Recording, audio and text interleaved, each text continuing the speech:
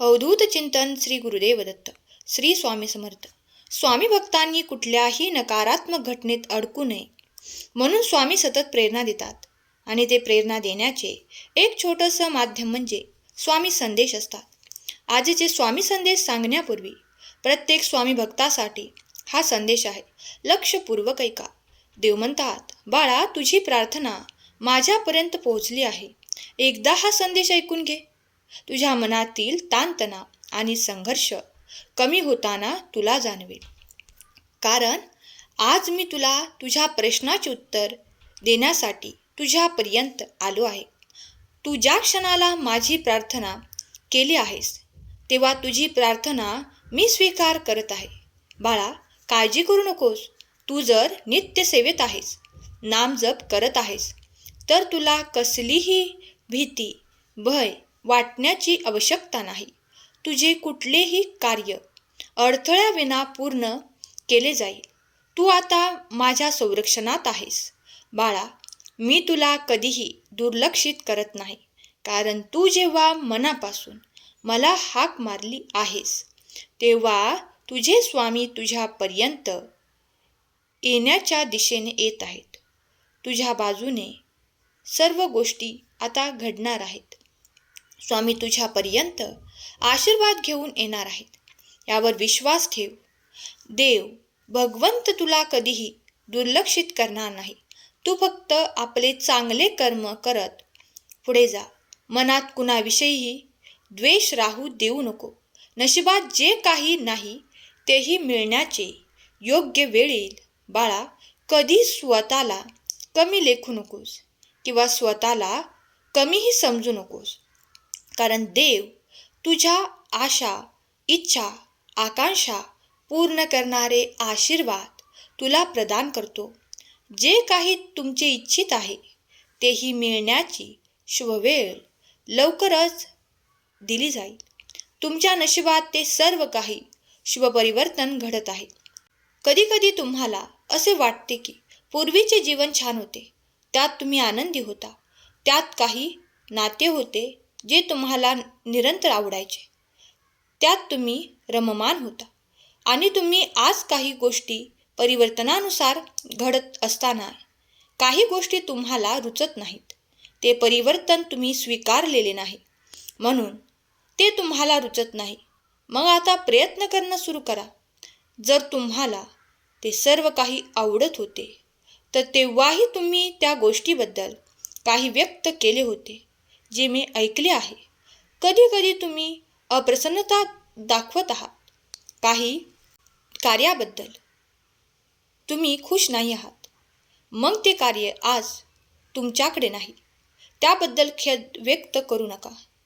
आज जे काही वर्तमानात तुमच्या जवळ आहे त्यात तुम्ही दिलेली कार्य आहेत, दिलेली तुम्हाला नाते आहेत, ते जपणे सुरू ठेवा. कारण परिवर्तन हा संसाराचा नियम आहे. परिवर्तन काळात घडतच राहणार. सुख आणि दुःख हे क्षणिक आहे. ते परिवर्तन घडत राहील. शुभ अशुभ काय आहे यावर जास्त चर्चा करू नका. कारण देवाने सर्व काही निर्माण केलेले आहे. ते जसे आहे तसे स्वीकार करणे हे मानवाच्या हाती आहे. परमेश्वराला आठवण करत राहा. प्रत्येक दिवस चांगला जात राहील.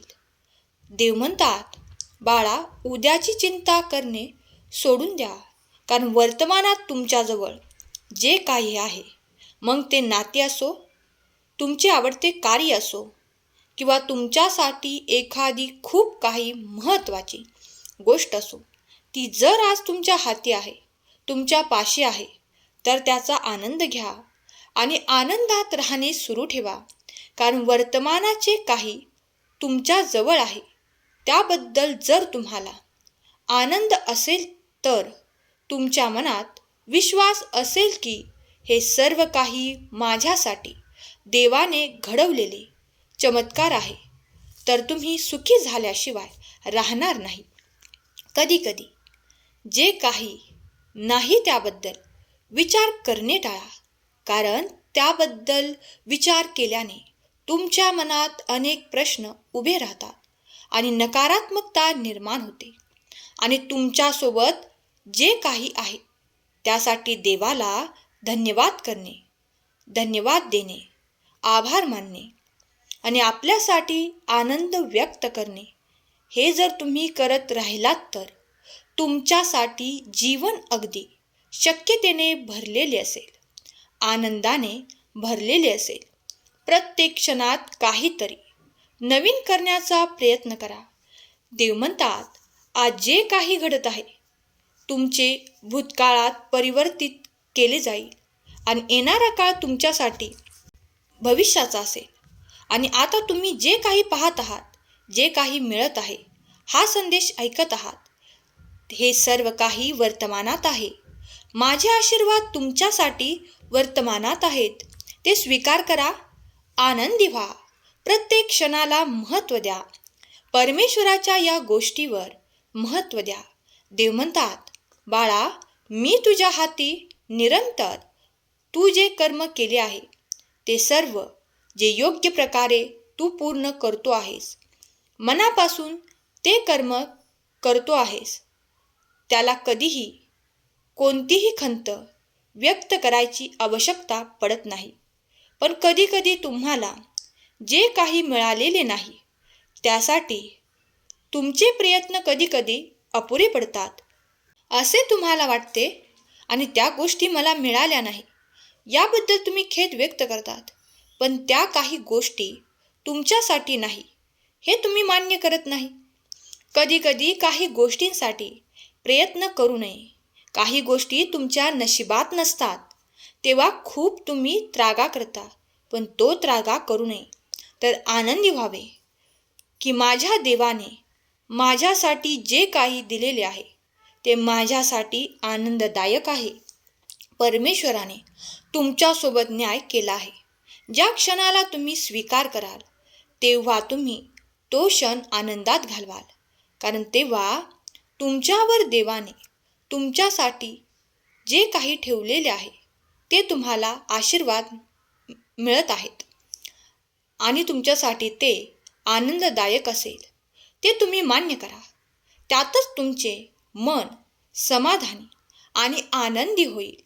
कधीकधी लोक अपेक्षेपेक्षाही जास्त विचार करतात आणि मग ते मिळाले नाही तेव्हा आतून दुःख व्यक्त करतात. मग त्या दुःखाला काहीही अंत उरत नाही किंवा अर्थ उरत नाही. मग त्या दुःखाला कवटाळून मनाला अशांत करून घेणे योग्य आहे का? नाही ना. माझ्या प्रिय बाळा, मला तुझ्यावर प्रेम, आशीर्वाद आणि आनंदाचा वर्षाव करायचा आहे. म्हणून आज मी या संदेशाच्या माध्यमातून तुझ्यापर्यंत आलो आहे. कधीकधी काही गोष्टींसाठी योग्य वेळ यावी लागते. ती योग्य वेळ येऊ दे. तुला ते सर्व काही मिळणार आहे. पण अशांत मनाने देवाचे नामस्मरण करणे सोडून दे. तेव्हा चित्ताला शांत ठेव, एकाग्र मन ठेव आणि एक चित्ताने नामस्मरण करून बघ. तुझ्यासाठी चमत्कार घडतील. हम गया नहीं, हम जिंदा है या अभय वचनावर विश्वास ठेव. तुला कधीही काहीही कमतरता भासणार नाही. तुझ्या उभ्या आयुष्यात तू इतकी प्रगती करशील एवढा विश्वास आहे, तुझा निश्चय आहे. जर तुम्ही ते स्वीकार करत असाल तर तुम्ही सर्व काही प्राप्त करू शकता. अद्भुत शक्ती तुमची प्रार्थना ऐकत आहे, ती स्वीकार केली जात आहे. मग त्या अद्भुत आशीर्वादांसाठी, चमत्कारांसाठी स्वतःला तयार करा. स्वतःला एकटे कधीही मानू नका, कारण देव भगवंत तुमच्यासाठी दरवाजे उघडतो, तुमच्यासाठी आनंद पाठवतो. जर तुम्ही तो आनंद प्राप्त करू इच्छित असाल तर होय, मी आनंद स्वीकार करतो कमेंट करा. देवाचे कार्य महान आहे. देव तुझ्यावर प्रेम करतो. तुमच्या मनातील सर्वोत्तम इच्छा पूर्ण करून तुम्हाला सुखात आनंदात ठेवोत हीच स्वामी माऊली चरणी प्रार्थना. आपले कर्म चांगले ठेवा. इतरांबद्दल चांगले शुभ विचार करा. सर्वांसोबत चांगले वागा. शुभ येत आहे. लक्षात घ्या. म्हणून अशुभ बोलू नका. अशुभ कधीही वर्तन कुणासाठी कधीही वागू नका. कधी कधी तुम्ही केलेल्या कर्माचे फळ चुकूनही तुमच्यापासून लांब जात नाही. मग ते कितीही मोठे फळ आहे म्हणून विश्वास ठेवा की ते तुम्हाला मिळणारच आहे. म्हणून कर्म चांगले करा. देव तुमच्यासाठी तो आनंद देत आहे जो तुम्हाला हवा आहे, तो तुम्ही स्वीकार करा. जर तुमचा स्वामी शक्तीवर विश्वास असेल तर आपल्या भक्तिमय चॅनलला सबस्क्राईब करा आणि संदेशाला शेअर करायला विसरू नका. आजचा हा संदेश शेवटपर्यंत ऐकल्याबद्दल धन्यवाद. केलेली सेवा स्वामींचरणी अर्पण करते. श्री स्वामी समर्थ. जय जय स्वामी समर्थ.